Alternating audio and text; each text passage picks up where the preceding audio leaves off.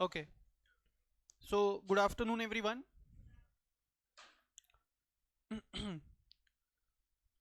आज की क्लास में we are going to start with fugitive economic offenders act 2018.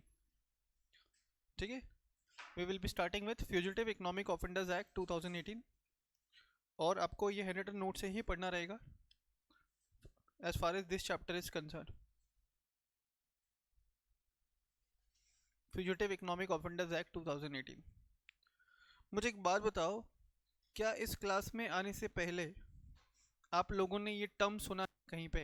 You must have heard this term in the other acts also. सुना है? कौन होता है फ्यूजिटिव इकोनॉमिक ऑफेंडर्स? कहाँ सुना है तुम लोगों ने? आईसीडीआर में सुना है. Okay, any other act?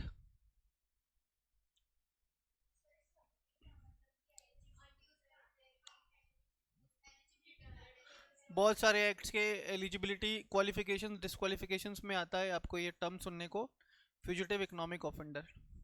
ठीक है, फ्यूजिटिव इकोनॉमिक ऑफेंडर, ये टर्म आपको काफ़ी सारे दूसरे लॉज में सुनने को मिलता है.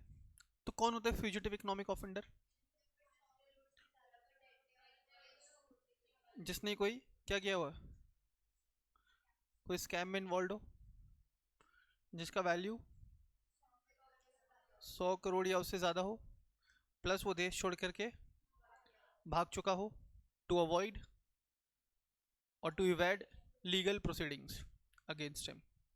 है ना? तो जब तुम लोगों को किसी और एक्ट में जब ये टर्म मैंने समझाया रहेगा तो वहाँ पे मैंने बताया रहेगा, कुछ एग्जाम्पल्स भी दिए रहेंगे.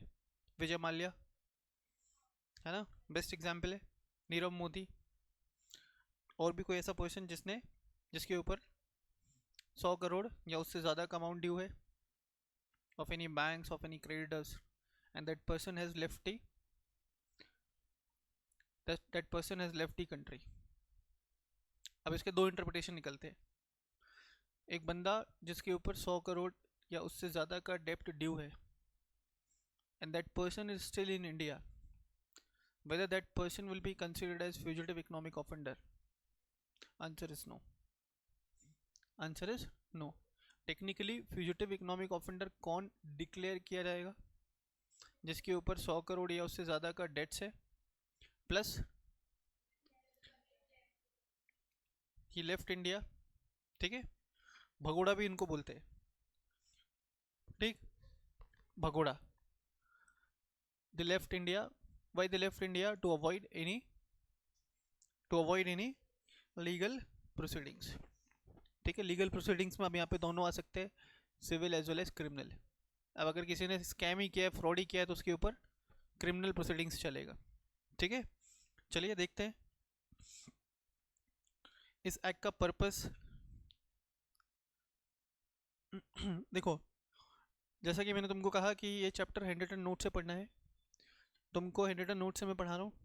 शायद अभी नोट्स आपको लिखने नहीं है. आपको क्या करना है, अभी मेरी बातों को ध्यान से सुनना है, समझना है. कोई भी डाउट्स आता है तो पूछना है. ठीक है, और घर जा करके आपको 7 से 8 पेज ऐसा बोल बोल करके लिखना है. जब आप ऐसा करोगे तो आपको ये चैप्टर नोट डाउन भी हो जाएगा, प्लस याद भी हो जाएगा, प्लस कल आप इसका एग्ज़ाम भी दे दोगे. ठीक है, यहाँ से आपको एक क्वेश्चन एक्सपेक्टेड है 4 मार्क्स के लिए. ठीक, चलिए देखते हैं इस एक्ट का purpose. The act was introduced in India to address fugitive या इकोनॉमिक ऑफेंडर्स who flee, जोड़ गए, यहाँ से भाग गए, from country to evade criminal prosecution. ठीक है, ये एक्ट के तहत स्पेशल कोर्ट्स एस्टेब्लिश किए गए हैं. इस एक्ट के तहत स्पेशल कोर्ट्स एस्टेब्लिश किए गए हैं. क्यों? So as to ensure that the proceedings under this act could be carried out या can be carried out at a faster pace. है ना? The act empowers special court, तो यहाँ पर लिख लोगे established under this act.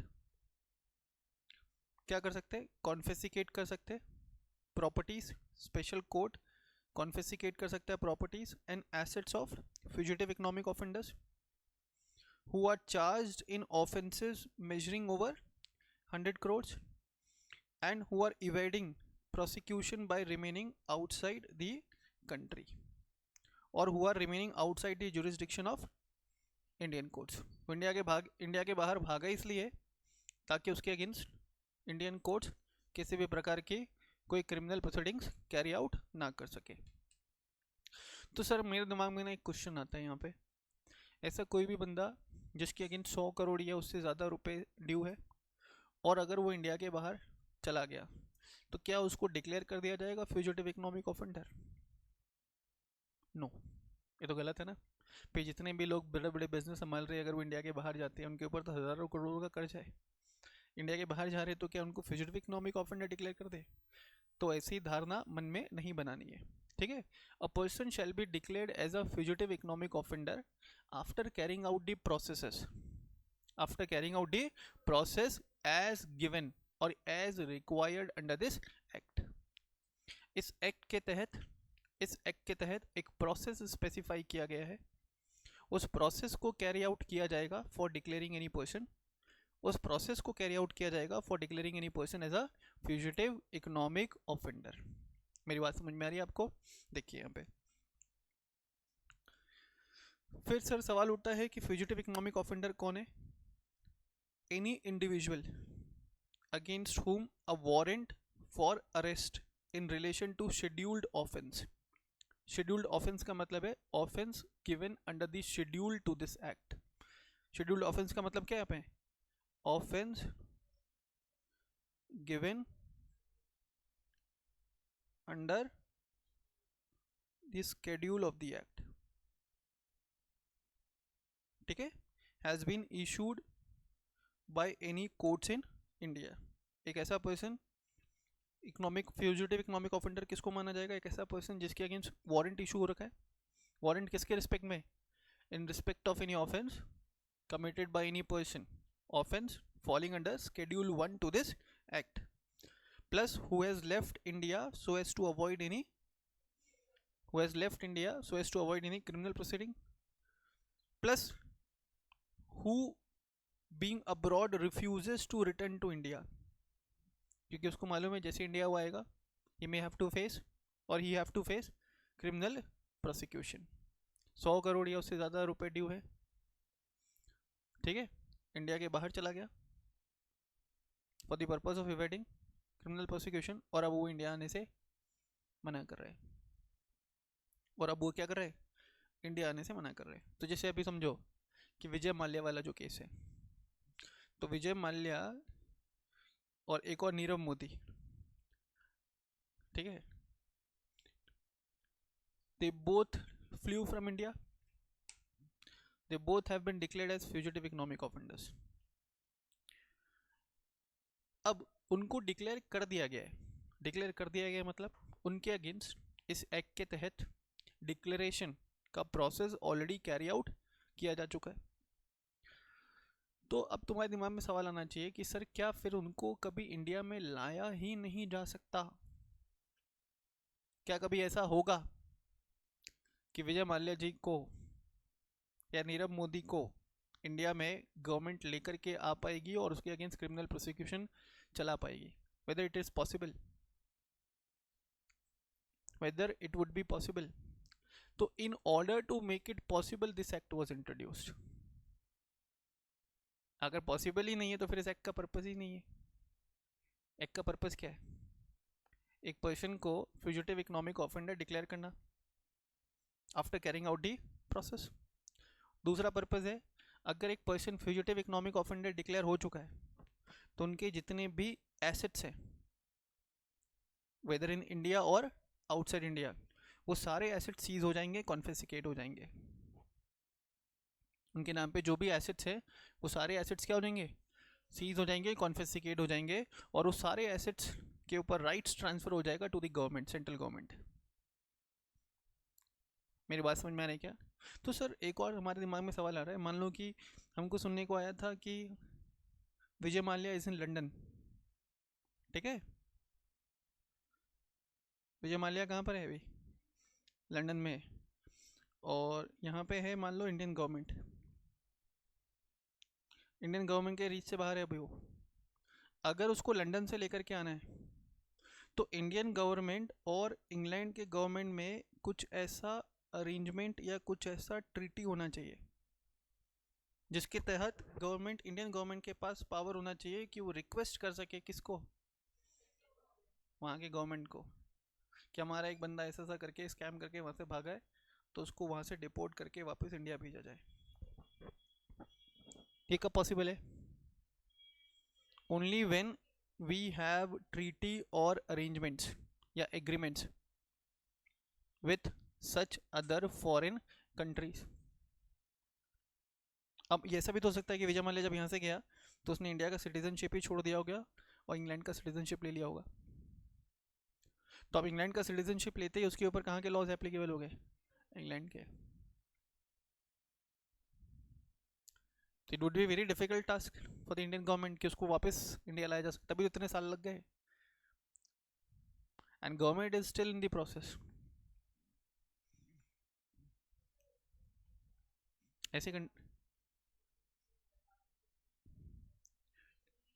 ऐसे मान लो कि पूरे वर्ल्ड में 90% कंट्रीज के साथ हमारा ट्रीटी बना हुआ है। तुम लोगों ने सुना होगा कि बहुत सारे लोग अपना ब्लैक मनी कहाँ पार्क करते हैं? स्विट्ज़रलैंड। आउटसाइड इंडिया में स्पेशली कहाँ पे? स्विट्ज़रलैंड और स्विस बैंक। यही सुना ना तुमने आज तक, बचपन से यही सुनते हुए आ रहे हो कि ब्लैक मनी स्विस बैंक में। तो ब्लैक मनी जो स्विस बैंक में है उसका डिटेल इंडियन गवर्नमेंट क्यों नहीं निकल पा पाई? क्योंकि इंडियन गवर्नमेंट का ऐसा कोई ट्रीटी नहीं होगा किसके पास, किसके साथ? स्विट्जरलैंड गवर्नमेंट के साथ। अब मान लो कि मेरे पास बहुत सारा ब्लैक मनी और मैंने अपना पैसा पार्क किया यूएस में। पार्क किया मतलब वहाँ पे इन्वेस्ट किया या वहाँ पे रखा है। और अगर इंडियन गवर्नमेंट का ट्रीटी है यूएस गवर्नमेंट के साथ इन respect of any of these matters कि इंडियन गवर्नमेंट जब भी चाहे वो अपने सिटीजन से रिलेटेड इन्फॉर्मेशन अगर यूएस गवर्नमेंट के पास कुछ है या वहाँ के कुछ अथॉरिटीज़ के पास कोई इन्फॉर्मेशन है तो निकलवा सकती है। अगर इस मुद्दे पे, इस सब्जेक्ट मैटर पे कोई एग्रीमेंट या कोई ट्रीटी साइंड है तो both the governments are required to exchange the information. ऐसे कुछ कॉन्सेप्ट आप लोगों ने इंटेलेक्चुअल प्रॉपर्टी लॉस पढ़ा रहेगा तो वहाँ पे भी पढ़ा रहेगा। Any invention which is patented in India will also get the equal protection in other country. Any content which is copyrighted in India will also get equal protection in the foreign country. When they will get the protection? Only when the Indian government has agreement or treaty with such other foreign government. याद है ऐसा कुछ पढ़ाया था मैंने? वहाँ पे एक ऑर्गेनाइजेशन, इंटरनेशनल ऑर्गेनाइजेशन का नाम भी बताया था, WIPO, world intellectual property organisation. मेरी बात समझ में आ रही है क्या? तो इंडियन गवर्नमेंट अभी विजय माल्या को इंडिया में तभी ला सकती है व्हेन इंग्लैंड गवर्नमेंट सपोर्ट्स। और इंग्लैंड गवर्नमेंट सपोर्ट कब करेगा? Only when there is prior arrangements, agreements और ट्रीटी। मेरी बात समझ में आ रही है क्या? अब ये क्लास में आने से पहले आप बच्चों ने शायद वो पढ़ा रहेगा, prevention of money laundering act. तो prevention of money laundering act में तुमने क्या पढ़ा था? कन्वर्जन वन्वर्जन तो ठीक है, तुम लोगों ने वहाँ पे पढ़ा था स्टेजेस ऑफ मनी लॉन्ड्रिंग। पहला स्टेज क्या था? प्लेसमेंट। दूसरा लेयरिंग। तीसरा इंटीग्रेशन।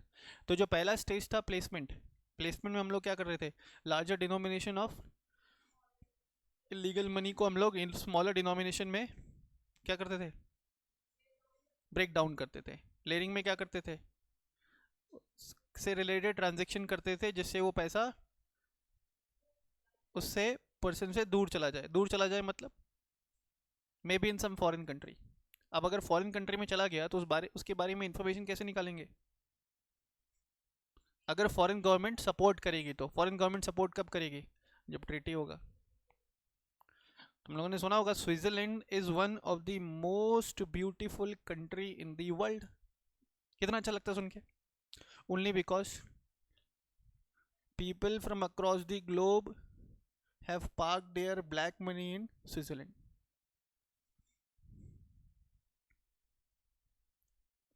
समझ में आ रहा है क्या? Same thing was there with Dubai, है ना? अभी यार इन 2025 अब तुम कभी भी अभी जाओ क्लास के बाद अभी गूगल करो दुबई के इमेजेस लो 90s के, अर्ली 90s के, कुछ भी नहीं था। आज तुम दुबई जा करके देखो, ठीक है? इंफ्रास्ट्रक्चर लेवल पे it is all together a very different thing, एक बहुत अलग लेवल पे। रीज़न बिंग बहुत सारे लोगों ने अपने ब्लैक मनी क्या किए, वहाँ पे पार्क किए, वहाँ पे इन्वेस्ट किए। दुबई को टैक्स हेवन कहा जाता था, आज भी टैक्स हेवन है, टैक्स लगता नहीं है वहाँ पे, एक्सेप्ट अभी थोड़े साल पहले वैट आया है वहाँ पे।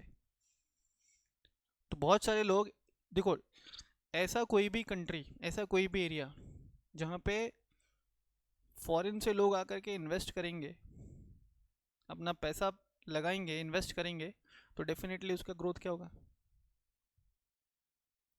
मान लो कि आज राजस्थान को ऐसा टैक्स फ्री कर दिया जाए, व्हाट विल हैपन? जो जो स्विट्जरलैंड के साथ हुआ, जो दुबई के साथ हुआ, वो हमारे स्टेट के साथ भी हो सकता है, वो हमारी सिटी के साथ भी हो सकता है। मेरी बात समझ में आ रही क्या? तो इस एक्ट का पर्पस क्या? देखो, पहले एक बंदे को फ्यूजिटिव इकोनॉमिक ऑफेंडर डिक्लेयर करना। एक्ट का पर्पस क्या है? डिफाइन करना कि फ्यूजिटिव इकोनॉमिक ऑफेंडर है कौन, फिर उसको डिक्लेयर करना, फिर उसके सारे एसेट्स को सीज करना और कॉन्फिस्केट करना, फिर कोशिश करना कि वो इंडिया में आए, इंडिया में आकर के उसके अगेंस्ट प्रोसीडिंग्स चलाई जाए, क्रिमिनल प्रोसीडिंग्स चलाई जाए। बात समझ में आ रही क्या? देखिए फिर दिखा है, यहाँ पे लिखा है ऊपर, आप लोग पढ़ के आए, any person who has committed the scheduled offence, offence का वैल्यू इन्वॉल्व कितना था? 100 करोड़ या उससे ज़्यादा।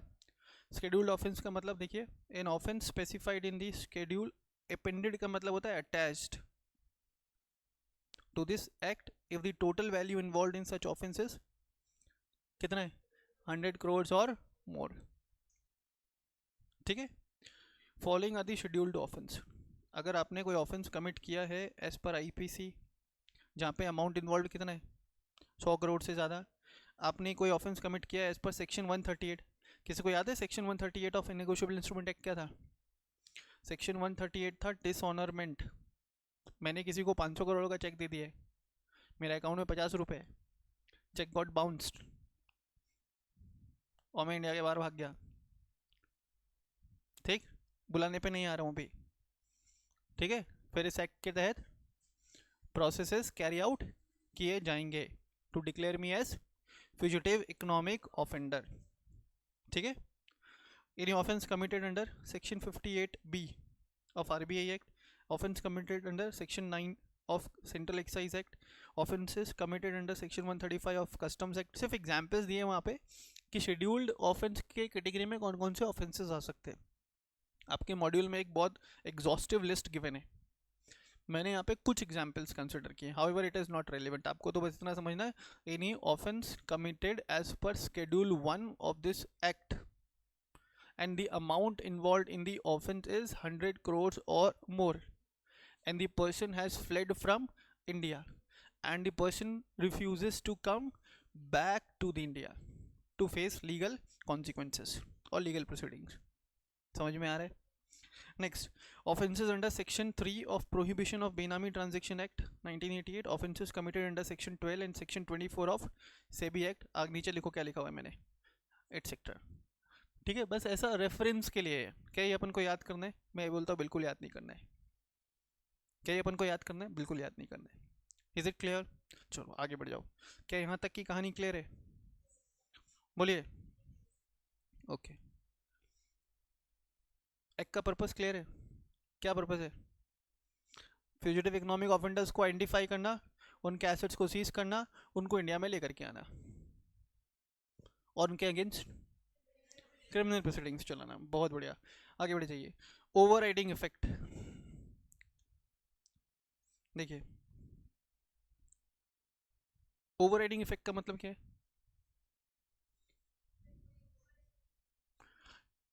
तुमने कुछ सोचा करने का, पिताजी ने मना कर दिया, तो पिताजी का तुम्हारे थॉट पे क्या है? Over riding effect.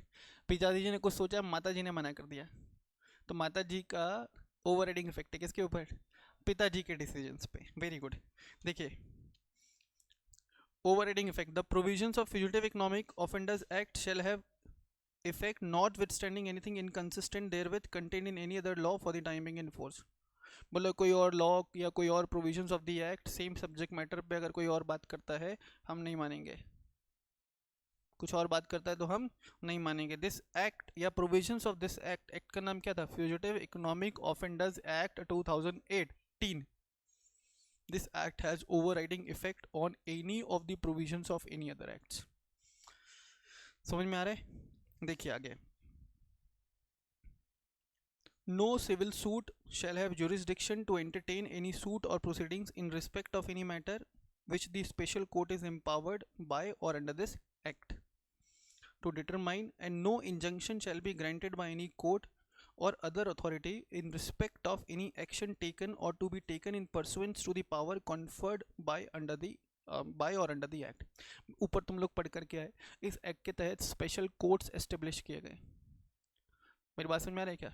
उन स्पेशल कोर्ट्स के पास पावर है क्या करने का? एडजुडिकेशन करने का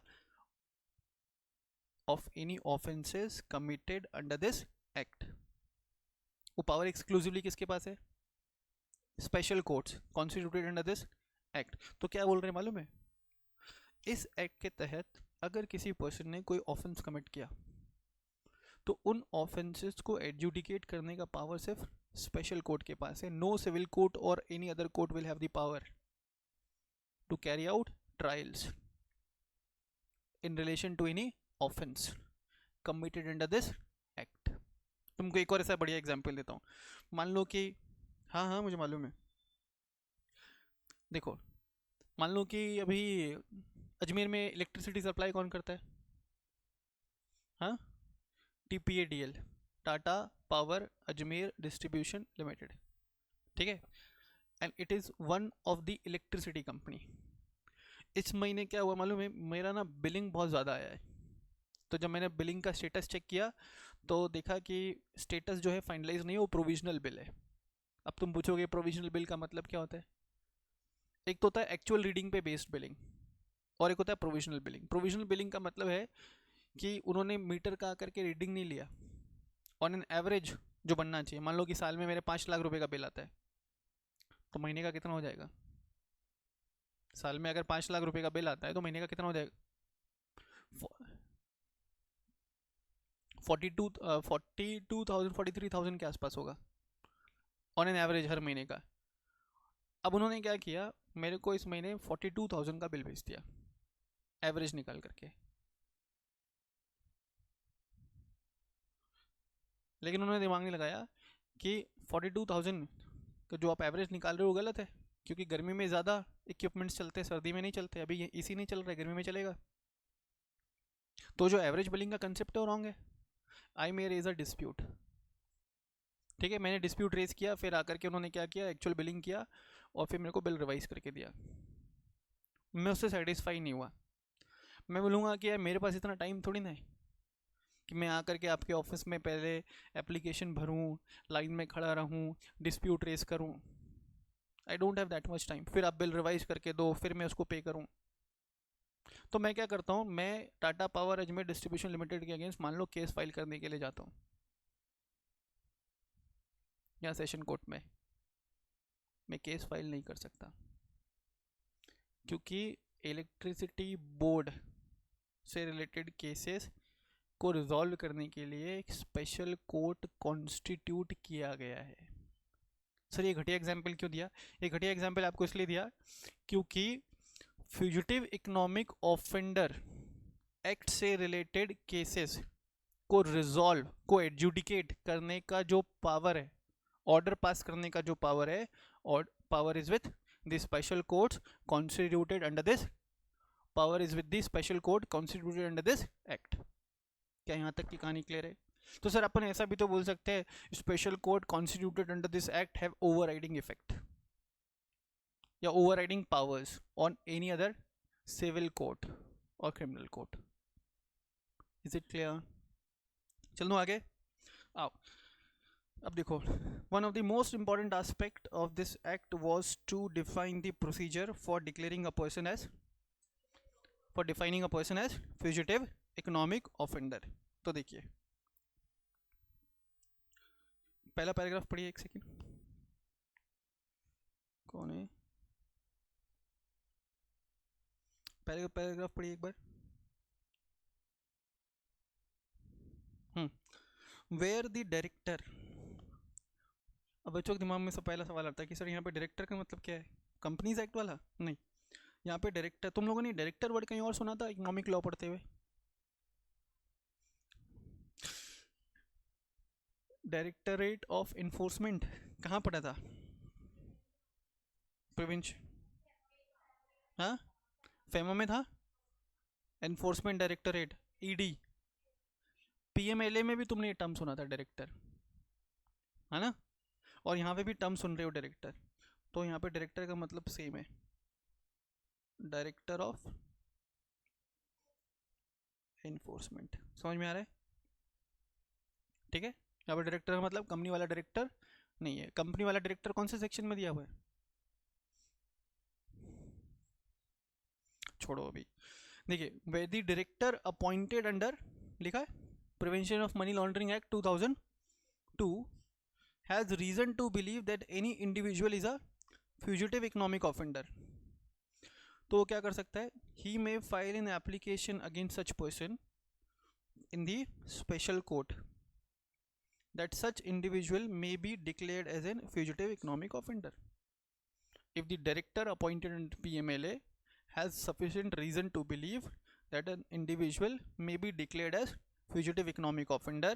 तो डायरेक्टर क्या करेगा? Director will make an application to the special court. मैंने अभी ऊपर पढ़ाया तुम लोग को, इस एक्ट में एजुडिकेशन प्रोसेस कैरी आउट करने का जो पावर दिया गया वो किसके पास है? स्पेशल कोर्ट्स के पास। तो क्या कर सकता है? एप्लीकेशन फाइल कर सकता है स्पेशल कोर्ट को। Next, the application shell contain, ऊपर जो एप्लीकेशन लगाया स्पेशल कोर्ट को, उस एप्लीकेशन में दिया रहेगा reasons for the belief that an individual is fugitive economic offender. कारण बताएगा, उसके ग्राउंड्स बताएगा, बेसिस बताएगा, जिन बेसिस पे डायरेक्टर ऑफ इन्फोर्समेंट को लगता है that an individual may be declared as fugitive economic offender. दूसरा, he will also specify a list of the properties for which confiscation is sought in। जो director of enforcement है, पहले तो reason बताएगा why he believe that a particular person may be declared as fugitive economic offender। दूसरा, उस person से related सारे properties का डिटेल भी बताएगा, उस पर्सन से रिलेटेड सारे प्रॉपर्टीज का डिटेल भी बताएगा। क्यों? अपन लोग ऊपर पढ़ कर क्या है, अगर कोई पर्सन को डिक्लेयर कर दिया जाए as a fugitive economic offender तो उससे रिलेटेड सारे properties whether located in India और outside India will be seized and confiscated. लेकिन एक चीज़ तुमको ध्यान रखना पड़ेगा, स्पेशल कोर्ट के पास पावर है to seize and confiscate the properties located in India, क्योंकि इंडिया में तो खुद के लॉज हैं। But in order to seize and confiscate the properties located outside India, यहाँ पे स्पेशल कोर्ट्स को क्या चाहिए? फॉरेन अथॉरिटीज़ का कोऑर्डिनेशन या उनका सपोर्ट, तभी seizement and confiscation would be possible. बात समझ में आ रहा है क्या? तो आज भी विजय माल्या जी बहुत बड़े लग्जरियस बंगलों में रहते हैं in London. It means his property situated in London is yet to be confiscated। It means क्या अभी भी प्रोसीडिंग्स क्या होगा? पेंडिंग होगा। समझ में आ रहा है? देखिए, देन अ लिस्ट ऑफ बेनामी properties which is owned by the individual in India और अब्रॉड। हो सकता है ना कि जिसको डिक्लेयर करना जा रहे हैं फ्यूजिटिव इकोनॉमिक ऑफेंडर, वो कुछ प्रॉपर्टी अपने नाम पे होल्ड कर रहा है, कुछ प्रॉपर्टी किसी और के नाम पे होल्ड कर रहा है। Plus it will also include the list of all such person who may be interested in the property of person who is proposed to be declared as fugitive economic offender। कोई दिक्कत यहाँ पे? कोई दिक्कत? Next आपको concept दिया है proceeds of crime, कहीं और पढ़े थे? प्रोसीड्स ऑफ क्राइम आपने पढ़ा था prevention of money laundering act में। प्रोसीड्स ऑफ क्राइम का मतलब क्या था? ऐसा कोई प्रॉपर्टी, एसेट्स, मनी जो आपने बनाया हो, या तो कोई क्रिमिनल एक्टिविटीज़ या इलीगल एक्टिविटीज़ कैरी आउट करके, या तो क्रिमिनल एक्टिविटीज़ या इलीगल एक्टिविटीज़ तुमने खुद से कैरी आउट किए, या तुमने किसी की हेल्प करी, यही पढ़ा था ना, for carrying out such criminal activities, या उस क्राइम को छुपाने में हेल्प करा। तो सारे इलीगल सोर्सेज से कमाए हुए पैसे, और उन पैसों पे कमाया हुआ ब्याज, उन पैसों से बनाया हुआ एसेट्स, वो सब क्या हो जाएंगे? Proceeds of crime. कोई दिक्कत? बोला proceeds of crime may be situated either in India और outside India and they all are liable to be confiscated under this act. Confiscation कब होगा बेटा? कॉन्फेसिकेशन कब होगा? When a person is declared as fugitive economic offender. समझ में आ रहा है क्या? चलो अभी तक प्रोसेस में सबसे पहले क्या हुआ?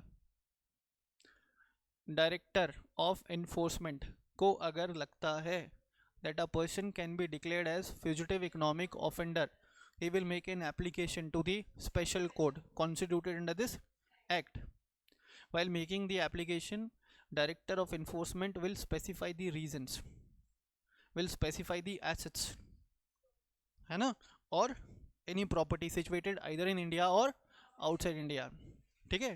Then he will also specify the name of all such persons who may be interested in the property of such proposed fugitive economic offender. Proposed क्यों बोल रहा हूँ? क्योंकि अभी तक वो डिक्लेयर नहीं हुआ है। समझ में आ रहा है? नेक्स्ट देखिए, where the application shall to be fugitive economic offender. देखो मैंने बार बार FEO किया है, जब आप इसको नोट डाउन करोगे आप पूरा पूरा लिखिएगा, कोई दिक्कत यहाँ पे? चलो आगे। स्पेशल कोर्ट क्या करेगा? नोटिस जारी करेगा, किसको? Fugitive economic offender. नोटिस उन सभी लोगों को भी इशू किया जाएगा जिनका किसी भी प्रकार का कोई भी इंटरेस्ट जुड़ा हुआ है with the proceeds of crime और with the assets of proposed fugitive economic offender. समझ में आ रहा है क्या? आगे बढ़ जाऊं? आगे देखिए अपन ने ऊपर पढ़ा, अभी तक क्या पढ़ा? चलो फिर से एक बार रिकॉल करते हैं। सबसे पहले क्या हो रहा था? Director of enforcement have reason to believe that a person may be declared as fugitive economic offender. Then director of enforcement will make an application to the special court constituted under this act. While making the application, he will specify the reason as well as list of all the assets situated in India or outside India related to that fugitive economic offender, as well as list of all such persons who may be interested in the properties or in the proceeds of crime related to the proposed fugitive economic offender. मेरी बात समझ में आ रही है क्या? Once special court has received the application from enforcement of director या directorate, special court will issue a notice. अच्छा, अब ये जो नोटिस इशू करेगा स्पेशल कोर्ट, ये नोटिस में 6 हफ्ते का समय दिया जाएगा। किसको? उस पर्सन को जिसके अगेंस्ट एप्लीकेशन मिला है from the director of enforcement. 6 हफ्ते में उसको प्रेजेंट होने के लिए कहा जाएगा बिफोर द स्पेशल कोर्ट, और उस एप्लीकेशन में ये भी स्पेसिफाई कर दिया जाएगा कि भाई ये नोटिस मिलने के 6 हफ्ते के अंदर अगर आप प्रेजेंट नहीं हुए हमारे सामने तो you are going to be declared as fugitive economic offender, and once you are being declared as fugitive economic offender, all your assets located in India or outside India shall be liable for confiscation. समझ में आ रहा है? Sir इसका दूसरा aspect भी तो हो सकता है। दूसरा एस्पेक्ट क्या? सर एप्लीकेशन इशू किया स्पेशल कोर्ट ने फॉर डिक्लेयरिंग अ पर्सन, या एप्लीकेशन इशू किया और बोला कि 6 हफ्ते के अंदर प्रेजेंट होना है। अगर वो बंदा प्रेजेंट हो गया तो ये प्रोसेस यहीं रुक जाएगा, फिर उसके अगेंस्ट जो नॉर्मल लीगल प्रोसीडिंग्स चल रहा है वो चलेगा। कुल मिलाकर के अपन उस बंदे को क्या करना चाहते हैं? इंडिया वापस लाना चाहते हैं through the provisions of this act. इसलिए इस एक्ट में जो स्पेशल कोर्ट कॉन्स्टिट्यूट किया गया है उसके पावर्स सिविल कोर्ट या क्रिमिनल कोर्ट के पावर को क्या करेंगे? ओवरराइड करेंगे। समझ में आ रहा है? हाँ, आउट ऑफ इंडिया में कहाँ छुपा है वो तो अपन को नहीं पता। अब सुनो, अपन को नहीं मालूम ना, तो अपन क्या करेंगे? उसका जो लेटेस्ट अवेलेबल एड्रेस है as per his PAN number और हिज आधार नंबर, उस एड्रेस पे नोटिस जाएगा। अगर उसका कोई मेल आईडी है तो मेल आईडी पे नोटिस जाएगा, आगे आएगा। भेजा होगा ना, बिल्कुल भेजा होगा। उसको तो डिक्लेयर कर, विजय माल्या इन सब प्रोसेसेस से गुजर चुका है। ये process of declaring a person as fugitive economic offender है। Vijay Mallya has already been declared as a fugitive economic offender. His properties has been confiscated by the government. उसका बहुत बड़ा बंगलो था, तुम देखना, ये किंग फिशर विला गोवा में। जब कॉन्फिस्केट हुआ था तब शायद वो शायद 4-1 हज़ार करोड़ का था।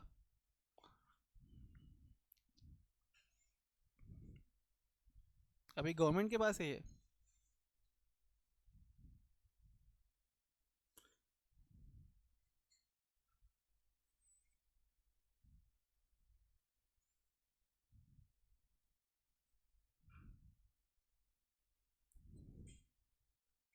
कुछ पिक्चर्स अवेलेबल है।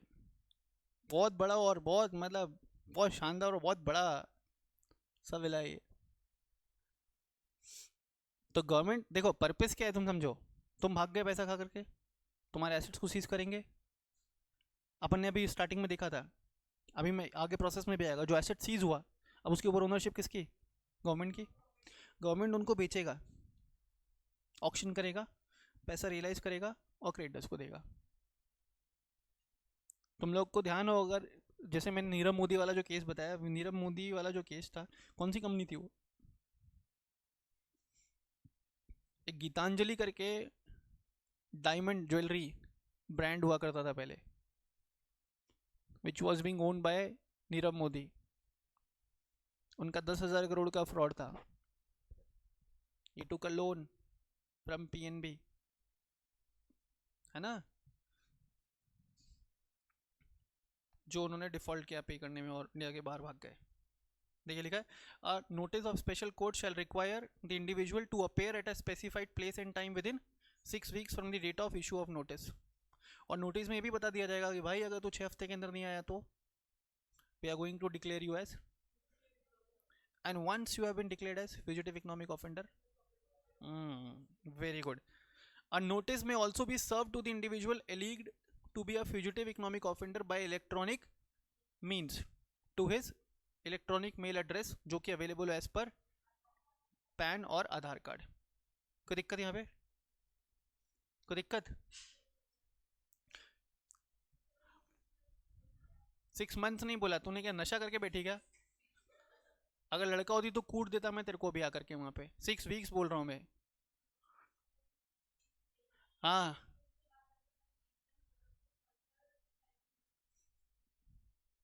रीजन होगा मतलब सफिशिएंट रीजन है नहीं आने का। सफिशिएंट रीजन है नहीं आने का तो एक्सटेंशन कैन बी ग्रांटेड, वो अलग पार्ट है, ठीक है। Where any individual to whom notice has been issued, मैंने बताया था आपको, नोटिस गया और आप प्रेजेंट हो गए, बस प्रोसेस यही खत्म। चलो आप लीगल प्रोसीडिंग्स चलेगा आपके अगेंस्ट, है ना। लिखा लिखा है, where any individual to whom notice has been issued by special court shall appear in person at the place and time specified in the notice, the special court may terminate the proceeding. अब special court से वो matter हट करके किसके पास चला गया? Criminal courts के पास, civil courts के पास। समझ में आ रहा है? बोलो, कोई बेवकूफ़ भी होगा जिसको समझ में नहीं आ रहा होगा, बोलो। हाँ, नेक्स्ट आओ।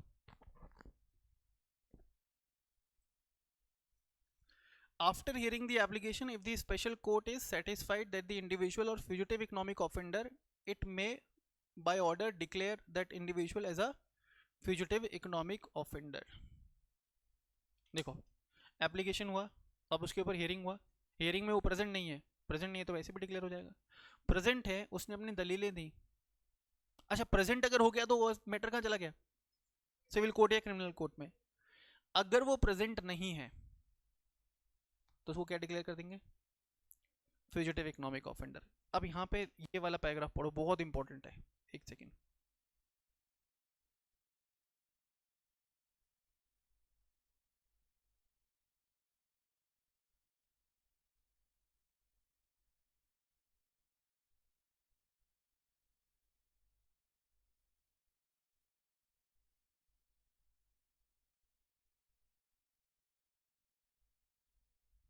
हेलो। हाँ देखो लिखा है, notwithstanding anything contained in any other law for the time being in force or on a declaration of individual as fugitive economic offender, any court or tribunal in India in any civil proceedings before it may disallow such individual from putting forward or defending any claims. मतलब समझ रहे हो? इसका मतलब है, देखना, once a person has been declared as fugitive economic offender, मान लो कि स्पेशल कोर्ट ने मुझे डिक्लेयर कर दिया क्या, fugitive economic offender. Once I have been declared as fugitive economic offender by the special court, मैं किसी के अगेंस्ट, अगर मैंने पास्ट में केस फाइल कर रखा था, किसी ने मेरे ऊपर केस फाइल कर रखा था जिसका मैं डिफेंस कर रहा था, वो सारे केसेस क्या हो जाएंगे, as it is pause. Once I have been declared as a fugitive economic offender, मैं किसी के अगेंस्ट केस फाइल कर नहीं पाऊंगा। कोई भी जो दूसरे केसेस चल रहे होंगे ना कोर्ट में, सब पे क्या लग जाएगा, pause. That person who has been declared as fugitive economic offender will not be able to file any claim, will not be able to defend any claim. File का मतलब मेरे को केस करना है, डिफेंड का मतलब किसी ने मेरे अगेंस्ट केस किया है। अगर उसके अगेंस्ट, सेम पर्सन के अगेंस्ट कोई और सिविल कोर्ट में या क्रिमिनल कोर्ट में केसेस पेंडिंग है, as it is it will be paused. Subrato Roy वाला एग्जांपल तुमको ध्यान है? Subrato Roy, owner of Sahara company, उनके ऊपर भी फ्रॉड के चार्जेस थे imposed by SEBI, है ना। Initially charges were of 5,000 crore कि इन्वेस्टर्स का पैसा नहीं लौटाया उन्होंने, जो इंटरेस्ट के साथ अक्यूमुलेट होके होके 30,000 करोड़ तक पहुंच गया था। But still there in legal consequences, whether he can be brought within the ambit of this act, no, because he did not fled away from India to avoid criminal prosecution। बात समझ में आई क्या? Next देखिए, on declaration, अब special note से यहां तक तुमको डिक्लेयर कर दिया फ्यूजिटिव इकोनॉमिक ऑफेंडर, है ना। On declaration the special court may by order may order that any property stands confiscated to the confiscated, यहाँ पे लिखता हूँ मैं, शेल वेस्ट, मतलब उस प्रॉपर्टी से रिलेटेड सारे राइट्स जो कॉन्फिस्केट हुए हैं किसको चले जाएंगे, सेंट्रल गवर्नमेंट के पास। ठीक है, फिर वो सारे प्रोसीड्स ऑफ क्राइम, चाहे वो फ्यूजिटिव इकोनॉमिक ऑफेंडर के नाम पे हो या किसी और के नाम पे हो, बेनामी एसेट्स हो, वो सारे भी किसके पास चले जाएंगे, सेंट्रल गवर्नमेंट के पास। तुम ऐसा समझो कि डायरेक्ट या इनडायरेक्ट इन्वॉल्वमेंट उस फ्यूजिटिव इकोनॉमिक ऑफेंडर का है किसी भी एसेट्स में, वो सारे एसेट्स अब किसके पोजीशन में चले गए, उनके ऊपर राइट्स किसके पास चले गए, सेंट्रल गवर्नमेंट के पास। ठीक है, बात समझ में आ रही है क्या? नेक्स्ट, अब यहाँ पे एक इम्पॉर्टेंट पार्ट देखो, फर्स्ट वाले स्टेप पे जाओ, फर्स्ट वाले स्टेप पे जाओ, क्या था, डायरेक्टर, डायरेक्टर मतलब क्या था, director of enforcement has sufficient reasons to believe that a person may be declared as fugitive economic offender, he will make an application to the special court। अब समझना, मैं डायरेक्टर ऑफ एनफोर्समेंट हूँ और मुझे लगता है ये बंदा, क्या नाम है तेरा, आमिन, आमिन के ऊपर ना 1500 करोड़ का डेट है और आमिन पिछले 6 महीने से लंदन बैठा हुआ है, इसका फ़ोन नहीं लग रहा है, इंडिया के एड्रेस पे कोई बात नहीं कर रहा है इसके बिहाफ पे।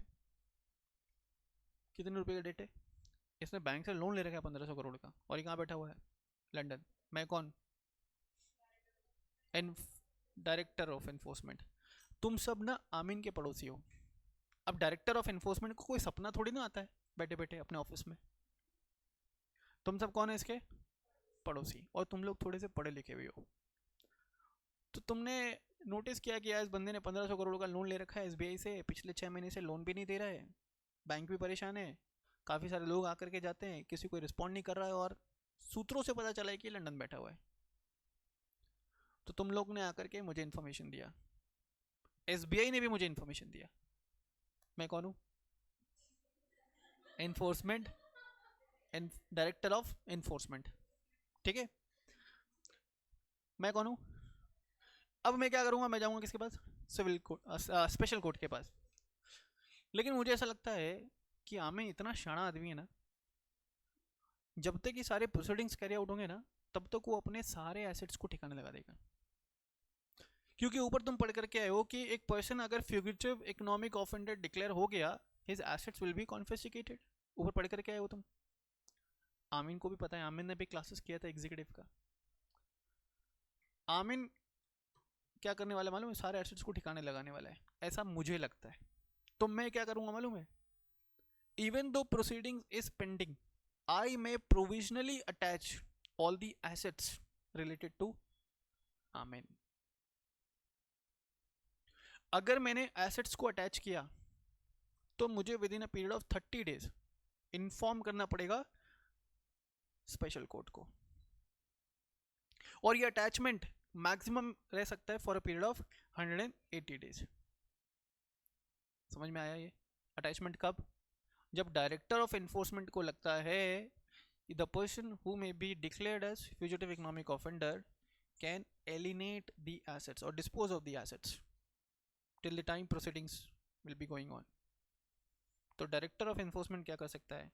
उसके एसेट्स को प्रोविजनली अटैच कर सकता है, और अगर अटैचमेंट किया तो with in 30 days special court को इन्फॉर्म करेगा। अटैचमेंट होगा 180 डेज के लिए। However with the prior permission of special court it can be extended even beyond 180 days. कोई दिक्कत? कोई दिक्कत? अच्छा सर, ऐसा भी तो हो सकता है कि आमिन के जो एसेट्स है ना, उस पर आमिन ने चार्ज क्रिएट किया हुआ था किसी क्रेडिटर के फेवर में। हो सकता है आमिन ने उन एसेट्स पे क्या किया हुआ था? चार्ज क्रिएट किया हुआ था in favour of any creditor. तो क्रेडिटर को उन सभी राइट से हाथ धोना पड़ेगा, क्योंकि ऊपर तुम लोग पढ़ करके आए, all the rights confiscated under this act shall be vested into the favour of central government. क्या आपको यहाँ तक की कहानी समझ में आई? ये एक्ट इजी लग रहा है अभी तक? चलिए अब कुछ बातें अपन नोट डाउन करते हैं। लिखा हुआ है rest to be dictated in class. निकालिए नोटबुक, 6 पेजेस छोड़िए, लिखिए।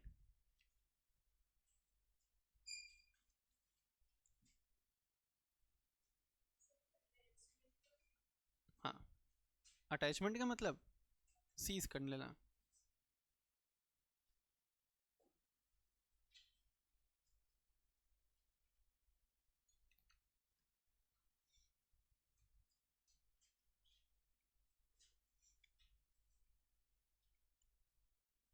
अब नेक्स्ट इंपॉर्टेंट पॉइंट लिखिए। सर अभी सुनना, अभी तक जो आपने कहानी बताई उसमें आपने एक ही एस्पेक्ट को कवर किया। क्या वो? कि after investigation it has been found by the special court that the person is a fugitive economic offender. Sir what if the special court finds that person is not a fugitive economic offender? समझ में आ रहा है क्या?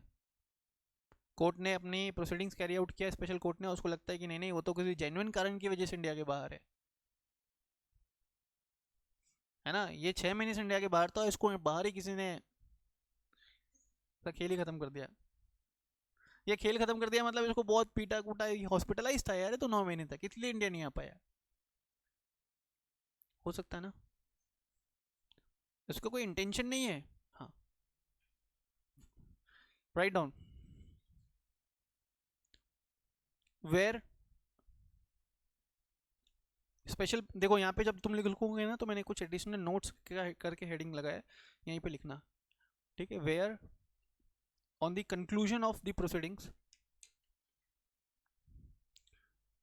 where on the conclusions of the proceeding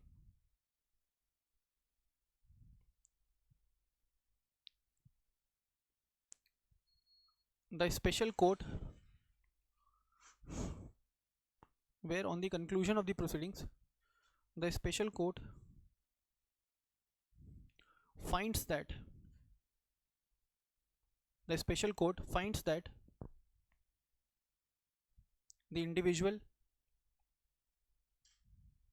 finds that the individual is not a fugitive economic offender,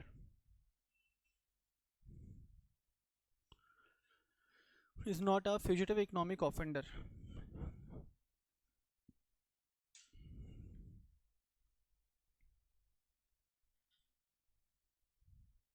Then the special court shall pass an order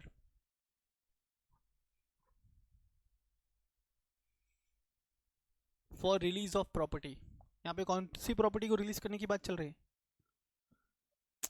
जो provisionally attached हुई है. अगर तुम समझो, अगर उसको डिक्लेयर किया ही नहीं है तो अटैचमेंट तो होगा ही नहीं. But in case if it has been provisionally attached तो उन प्रॉपर्टीज को क्या कर दिया जाएगा? रिलीज कर दिया जाएगा. क्या लिखा अभी? Which has been provisionally attached.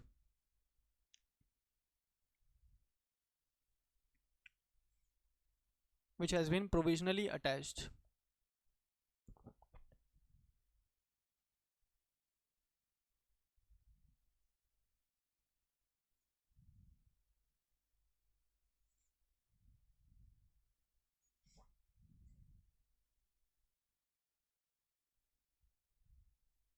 ठीक है. अब एक सवाल और, डायरेक्टर को लगा था क्या that a person may be declared as fugitive economic offender. तो उसने इन्फॉर्म किया था किसको? स्पेशल कोर्ट को. स्पेशल कोर्ट ने प्रोसीडिंग्स कैरी आउट किया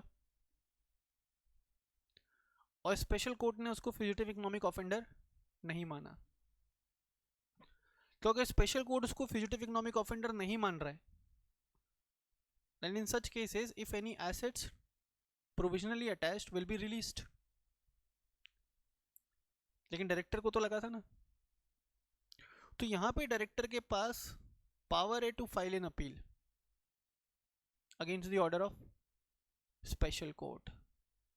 और अगर डायरेक्टर अपील फाइल करता है तो वो प्रोविजनली अटैच्ड प्रॉपर्टी को रिलीज नहीं करेगा for a period of next 90 days. समझ में आया? यहां पे अपन ने क्या देखा? Appeal against the order of special court. Right down.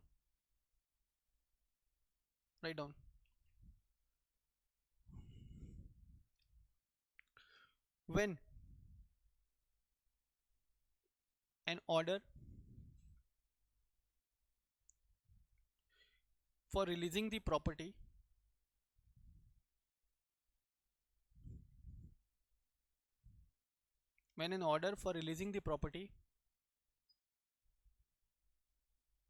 Property जहां लिखा ना वहां ब्रैकेट में लिखना provisionally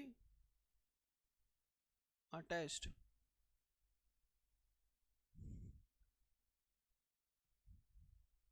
has been made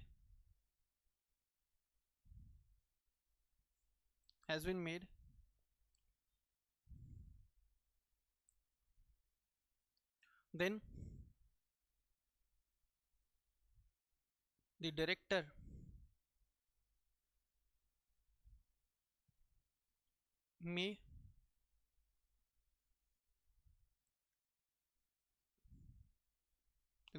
may withhold the property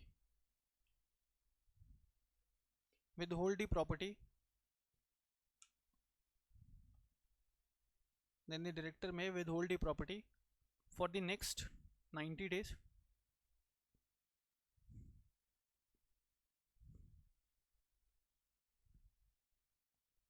if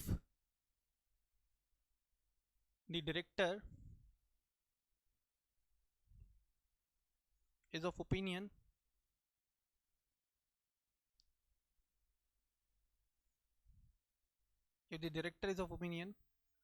that the property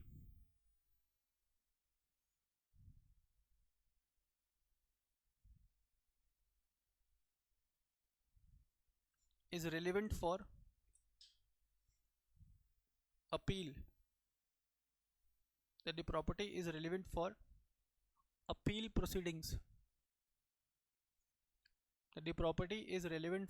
appeal proceedings under the act.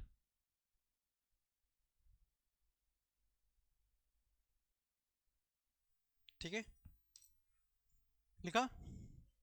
Next heading लगाइए, लिखिए power of search and seizure.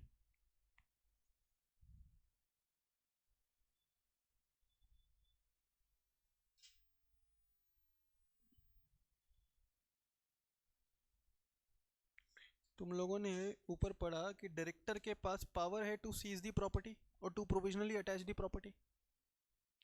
तो property को प्रोविजनली अटैच करने के लिए उसको प्रॉपर्टी को सर्च करना पड़ेगा।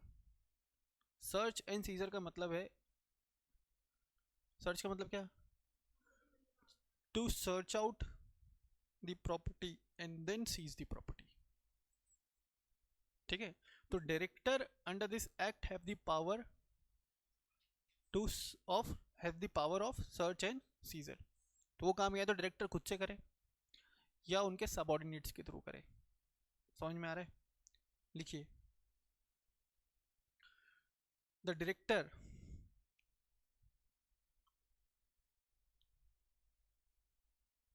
may authorize, the director may authorize any officer, the director may authorize any officer subordinate to him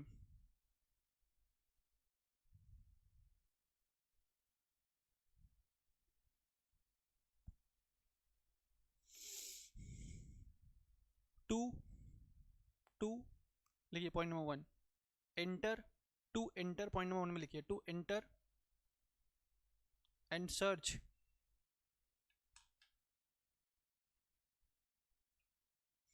any premises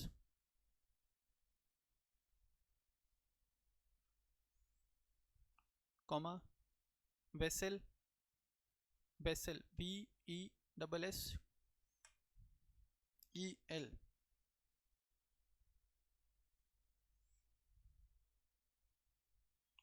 aircraft, बड़े बड़े लोगों की बात हो रही है ना, तो एयरक्राफ्ट, वेसल, फिर बड़े बड़े लग्जरी व्हीकल सब होंगे उनके पास, है ना। बंदा 100 करोड़ से ऊपर का डिफॉल्ट किया हुआ है।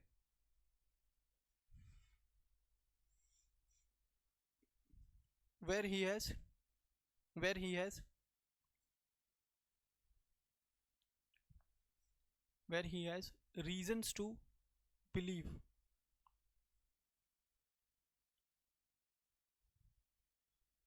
that where he has reason to believe that records or proceeds of crime, records or proceeds of crime may be kept।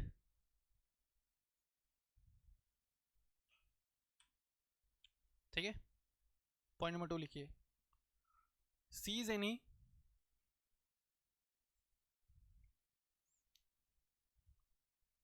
Any property or record, seize any property or record found as a result of search,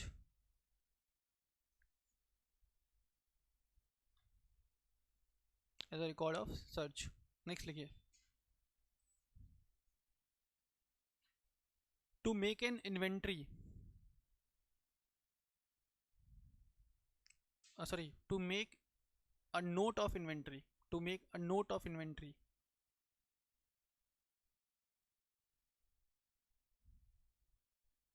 of records, to make a note of inventory of records or property।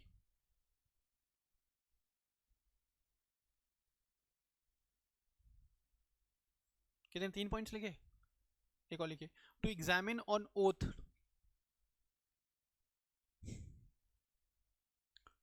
to examine on oath any person, to examine on oath any person who has been found in control, who has been found in control or who has been found in control or possession of any property, जो भी बंदा वो property जिसके possession में पाया गया उसको examine on oath कर सकते हैं। मतलब एग्जामिन ऑन ओथ का मतलब क्या होता है? गीता पे रख के कसम खिलाना कि जो भी कहेगा सच कहेगा, सच के अलावा कुछ नहीं कहेगा, वो सच के अलावा ही सब कुछ कहता है ना? कितने पॉइंट्स हुए? 4। चलो एक और लिख लो। क्या हुआ सर? आपने बोला कि डायरेक्टर ऑथराइज कर सकता है उसके सबऑर्डिनेट को ये सारे पावर एक्सरसाइज करने के लिए। मान लो कि सबऑर्डिनेट गया प्रोमाइसिस पे, they can search the promises. Promises पे ना इतना बड़ा ताला है, कितना बड़ा? इतना बड़ा। क्या वो ताले को तोड़ा जा सकता है? लिखो। ब्रेक,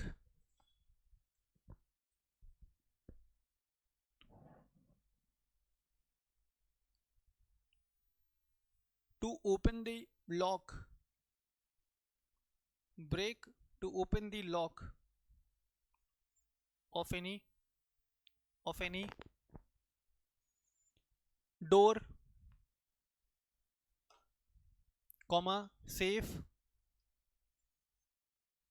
सेफ होता है ना अलमीरा टाइप, अलमीरा में जो अलमीरा होता है जिसमें आप, हाँ समझ गए, कॉमा अलमीरा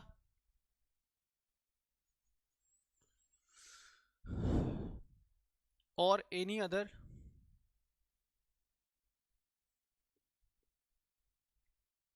रिसेप्टेबल,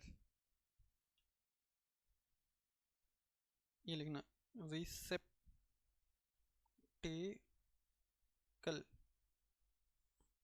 रिसेप्टेकल।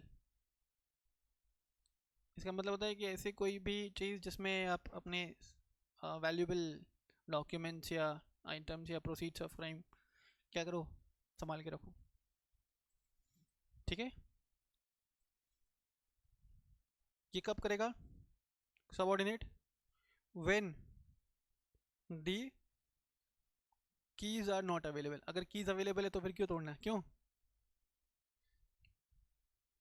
Common sense. ठीक है, when the keys are not available. ठीक है आमीन। हाँ नेक्स्ट, ये क्या था? Search of, power of search in seizure. अब लिखो नेक्स्ट, सर्च ऑफ पर्सन्स।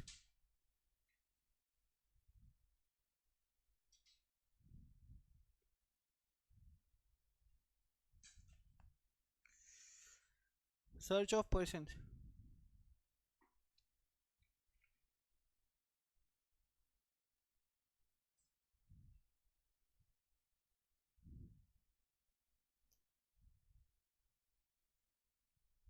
ठीक है, write down.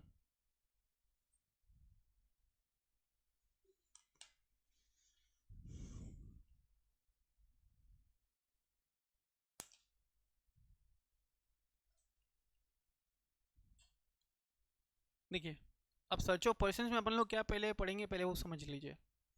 Search of person का मतलब किसको ढूंढ रहे? किसको ढूंढ रहे?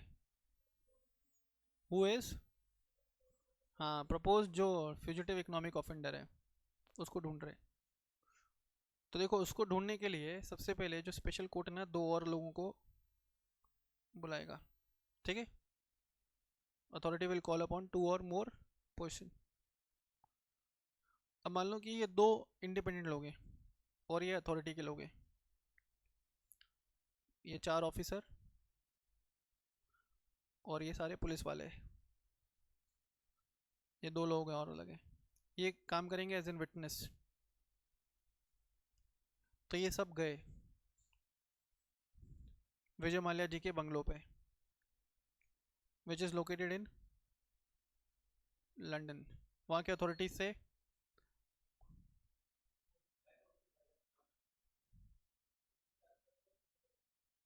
लंच 3rd रूम में लगा दो। अच्छा हाँ ठीक है, देखो ये इंग्लिश ऑफिशियल्स, पुलिस, और नहीं ये तो इंग्लिश ऑफिशियल्स है, ये वहाँ के पुलिस वाले कुछ हमारे इंडिया के पुलिस वाले भी जाएंगे यहाँ से, है ना। 2 विटनेसेस, ये सब पहुँच गए कहाँ पे? जैन मंदिर। अच्छा लंदन, सॉरी मैंने जैन मंदिर सुना ठीक है ठीक है ठीक। मुझे मान लगा कि बंगले के नीचे ना एक ऐसा बंकर बना के रह रहा है। क्या पता मैं ऐसे एक घटिया एग्जाम्पल दे रहा हूँ और सच में ऐसे ही हो है ना। ये बंकर बना के रह रहा है कौन? विजय माल्या। गए घर के अंदर, घर में तोड़ फोड़ किया, ढूंढा उसको, छत पे ढूंढा, नहीं मिला, कहीं सारे कैमरे वैमरे सब ढूंढ लिया। फिर देखा उनको किचन के एक फ्लोर पे एक दरवाज़ा जाता हुआ अंडरग्राउंड, तो उस पर सब जाएंगे और इन दोनों के प्रेजेंस में उसको सर्च किया जाएगा, पर्सन को। अब यहाँ पे तो मेल है, इसलिए सब कौन गए? मेल। अगर सिर्फ मेल होता है तो मेल फीमेल दोनों जा सकते हैं, लेकिन अगर फीमेल है तो वहाँ पे फीमेल स्टाफ का होना क्या है? कंपलसरी। Is it clear? बस इतनी सी बात है, तो लिख लो, लिखो। Before making the search,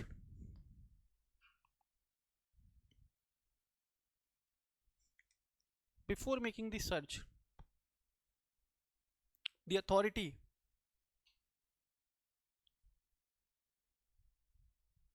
before making the search, the authority shall call upon, before making the search, the authority shall call upon 2 or more persons, 2 or more persons to attend and witness the search in presence of such person.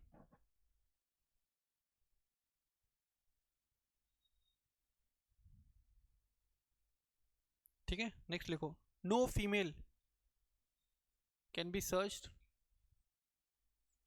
no female can be searched except without a female, can be searched except without a female.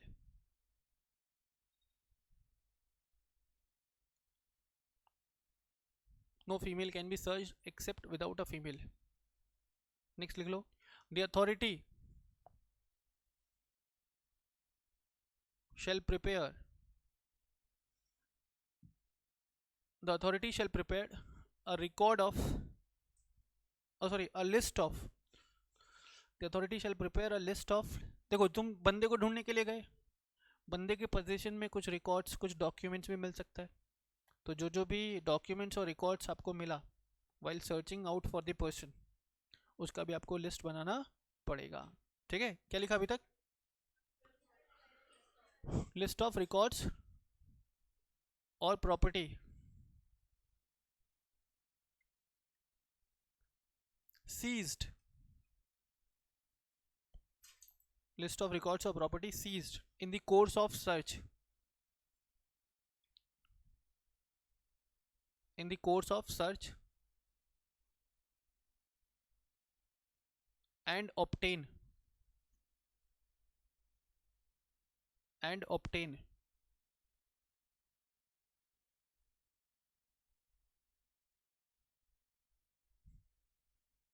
the signature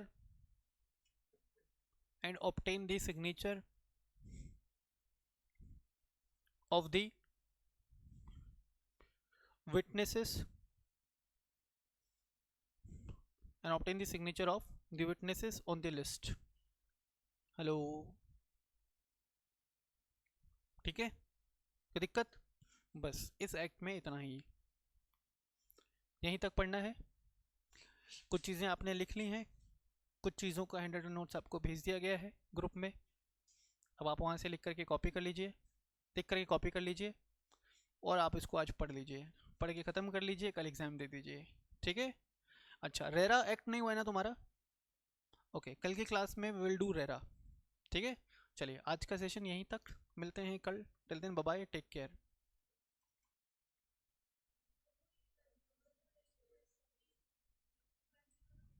हाँ हाँ, I know that.